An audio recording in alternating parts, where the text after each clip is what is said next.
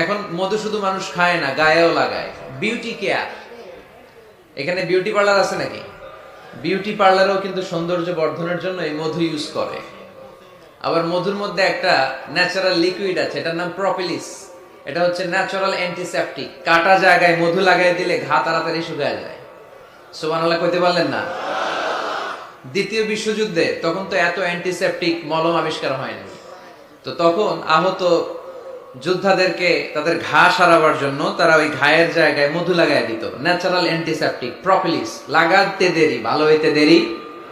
আবার অনেক মুরব্বীদের বাতের ব্যথা আছে না নাই?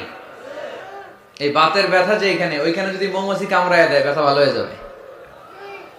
ইজিপশিয়ান এক ডাক্তারকে দেখলাম, তার রেমিটিক ফিভারে আক্রান্ত যে সমস্ত পেশেন্ট তাদেরকে ডাইকাইনা জামা খুইলা ওইখানে মৌমাছি বসায় দেয়, আর মৌমাছি হুল ঢুকায় দেয়, আর রোগী চিৎকার শুরু করে দেয়, কিছুক্ষণ পরে ব্যথা ভালো হয়ে যায়।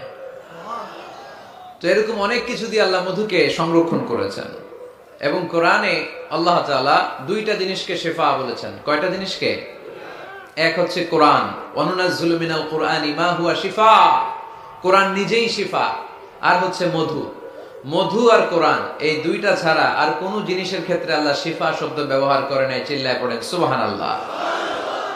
একজন অস্ট্রিয়ান সায়েন্টিস্ট কার্ল বর্ন ফ্রেশ এই মধুর এবং মৌমাছির এই প্রক্রিয়া প্রসেসিং নিয়ে গবেষণা করে নোবেল প্রাইজ পেয়েছে।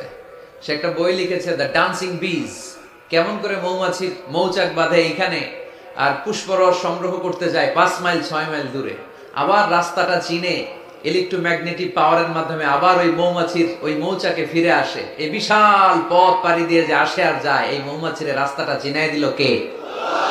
আসল কারিগরটা কে? আল্লাহ। এবং তিনি গবেষণা করে পেয়েছেন আমাদের পেটের ভেতরে পাকস্থলী একটা, কিন্তু মৌমাছির ভেতরে পাকস্থলী দুইটা। সে মধু সংগ্রহ করে ওইটা এনে মৌচাকে রেখে দেয় না, মধু সংগ্রহ করে ওটা খেয়ে ফেলে। খেয়ে একটা স্পেশাল স্টোমাকের মধ্যে এক ধরনের এনজাইম আছে, পাচক রস দিয়ে এটাকে সমৃদ্ধ করে।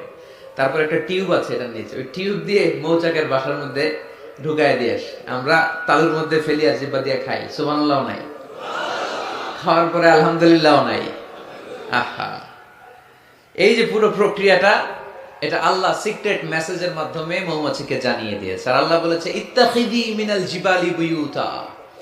উলামায়ে কেরাম যারা আছেন তারা জানেন ইত্তাখিযি শব্দটা মুয়ান্নাস, নারীর জন্য ব্যবহার হয়, আর পুরুষের জন্য ব্যবহার হয় ইত্তাখিজ। আল্লাহ ইত্তাখিজ ব্যবহার করেননি, আল্লাহ ব্যবহার করেছেন ইত্তাখিযি।